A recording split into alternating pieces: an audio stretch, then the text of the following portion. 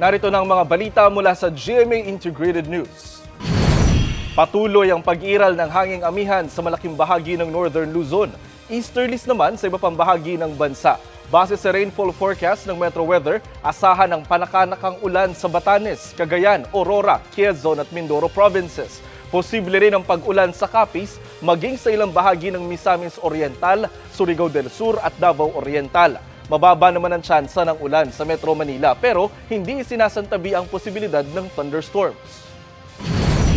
Narito naman ay iba pang balitang binabantayan ng GMA Integrated News. Kalak, sisimulan na ngayong araw ang paniningil ng toll sa Silang Interchange. Presyo ng produktong petrolyo posibleng mag-rollback sa susunod na linggo ayon sa Department of Energy. At pagsalubong sa Chinese New Year, naging mapayapa ayon sa Manila Police District. Para sa mas malaking misyon at mas malawak na paglilingkod sa bayan, ako po si Jonathan Andal ng GMA Integrated News, ang News Authority ng Pilipino.